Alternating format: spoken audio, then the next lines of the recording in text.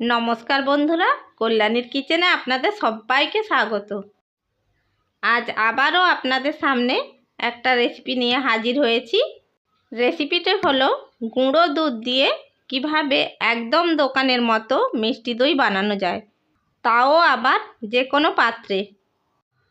আর এই দইটা বানাতে মাত্র 15 মিনিট সময় লাগবে।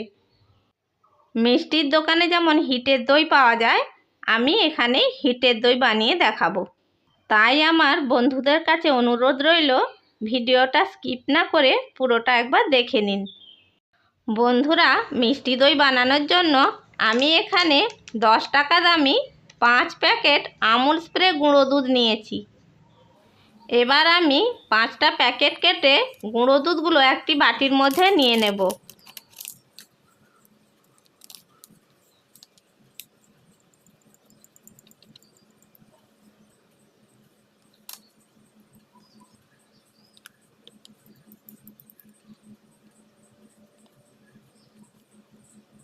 আমি এখানে 5টা প্যাকেট কেটে এই বাটির মধ্যে গুঁড়ো দুধগুলো নিয়ে নিয়েছি।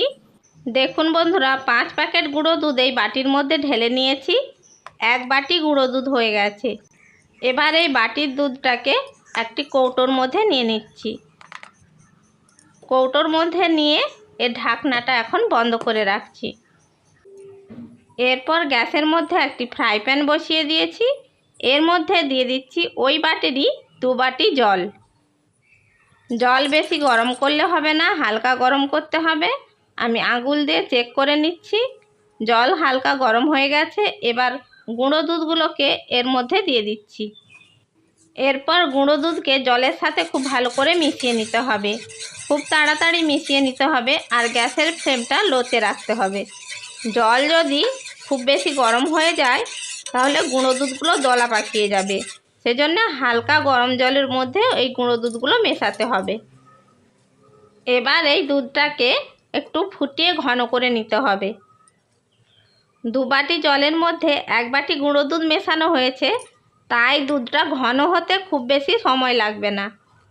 লো টু মিডিয়াম ফ্লেমে দুধটাকে ফুটিয়ে ঘন করে নিতে হবে, আর কন্টিনিউ হাতা দিয়ে এইভাবে নাড়তে হবে, না হলে দুধটা তলায় লেগে যেতে পারে।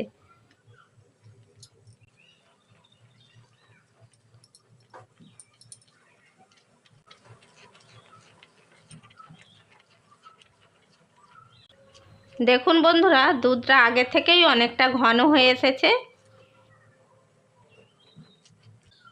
এবার আমি একটা ফ্রাই প্যানের মধ্যে নিয়ে নিচ্ছি 100 গ্রাম চিনি। চিনিটাকে আমি ক্যারামেলাইজ করে তারপর দুধের সাথে মেশাবো। দেখুন বন্ধুরা, চিনিটা ক্যারামেল হতে শুরু করেছে। এবার আমি খুন্তি দিয়ে এটাকে এইভাবে নেড়ে নিচ্ছি।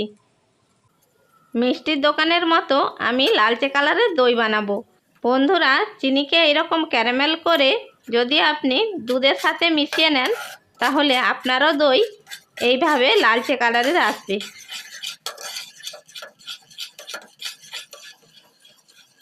দেখুন বন্ধুরা, সুন্দরভাবে চিনিটা ক্যারামেল হয়ে গেছে। এর থেকে আর বেশি করব না।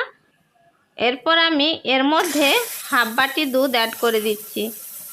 দুধটা দেওয়ার পর প্রথমে বন্ধুরা দেখবেন যে ক্যারামেলটা শক্ত হয়ে গেছে, কিন্তু আস্তে আস্তে নাড়তে নাড়তে ওটা আবার লিকুইড হয়ে যাবে। ক্যারামেলটা আমার রেডি হয়ে গেছে। এবার এটাকে আমি দুধের সাথে মিশিয়ে দিচ্ছি। সমস্ত ক্যারামেলটা দুধের মধ্যে দিয়ে দিয়েছি। এবার হাতা দিয়ে এইভাবে নেড়ে চেড়ে খুব ভালো করে ক্যারামেলটা দুধের সাথে মিশিয়ে নিতে হবে। ক্যারামেল দুধের সাথে খুব ভালো করে মিশিয়ে নিয়েছি। ক্যারামেলকে দুধে দেওয়ার পর দুধটা একটু পাতলা হয়ে যায়, সেই জন্য এটাকে আরেকটু ফুটিয়ে নিচ্ছি।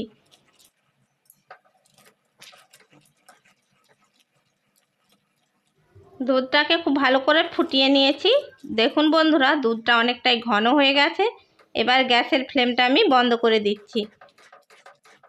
এরপর এই দুধটাকে হাতা দিয়ে নেড়ে চেড়ে একটু ঠান্ডা করে নিতে হবে।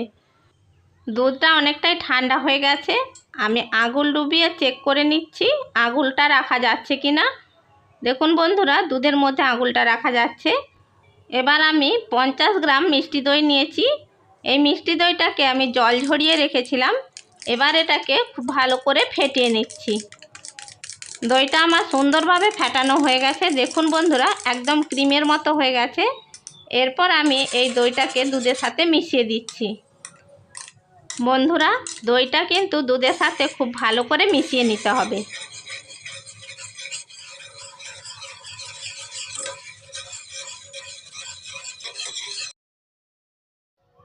দইকে দুধের সাথে খুব ভালো করে মিশিয়ে নিয়েছি। বন্ধুরা, আমি এইরকম ছোট ছোট বাটি নিয়ে নিয়েছি। আপনারা যে কোনো বাটি নিতে পারেন।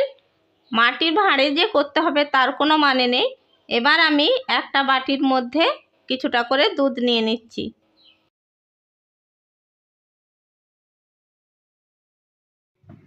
একটু কম এক বাটি ভর্তি করে নিয়েছি। এবার এটাকে আমি এর মধ্যে রেখে দিচ্ছি। এরপর প্রত্যেকটা বাটিতে আমি একইভাবে দুধ নিয়ে নিচ্ছি।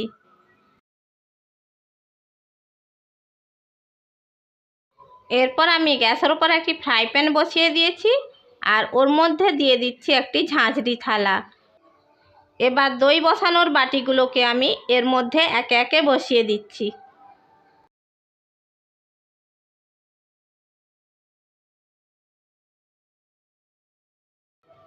চারটে বাটি আমি বসিয়ে দিয়েছি।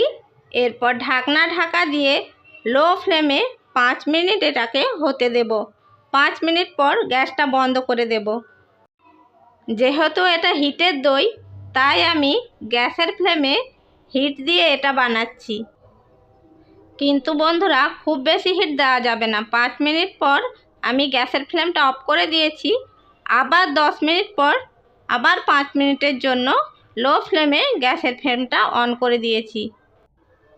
এবার গ্যাসের ফ্লেমটা বন্ধ করে এইভাবেই আধ ঘন্টা রেখে দিতে হবে। আধ ঘন্টা পর এটাকে খুলে দেখতে হবে। সাধারণত বন্ধুরা, মিষ্টি দই বসাতে 7-8 ঘন্টা সময় লাগে।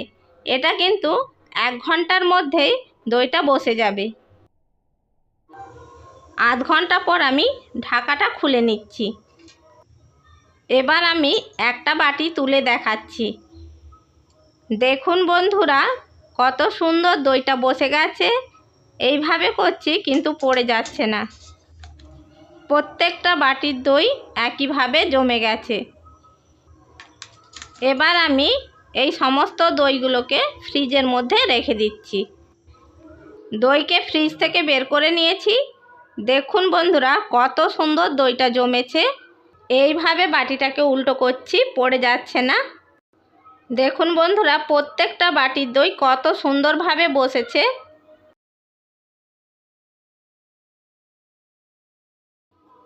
এবার আমি একটা বাটির দই কেটে দেখাচ্ছি। দেখুন বন্ধুরা, কত সুন্দর হয়েছে। দেখলেন তো বন্ধুরা, কত সহজে গুঁড়ো দুধ দিয়ে একদম পারফেক্ট দোকানের মতো দই বানানো যায়।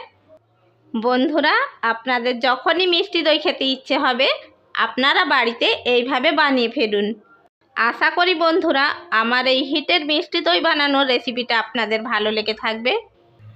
রেসিপিটা যদি আপনাদের ভালো লেগে থাকে তাহলে লাইক করবেন, শেয়ার করবেন আর কমেন্ট বক্সে আপনাদের মূল্যবান মতামত জানাবেন। এই রকম আরও নানা রকমের রেসিপি পাওয়ার জন্য আমার চ্যানেলটিকে সাবস্ক্রাইব করে বেল আইকনটি প্রেস করে দেবেন। তাহলে বন্ধুরা, যখনই আমি ভিডিও ছাড়বো নোটিফিকেশানটা সবার আগে আপনার কাছে পৌঁছে যাবে। চ্যানেলের যদি নতুন বন্ধু হয়ে থাকেন, চ্যানেলটিকে সাবস্ক্রাইব করার জন্য অনুরোধ রইল। ভালো থাকবেন, সুস্থ থাকবেন। ধন্যবাদ।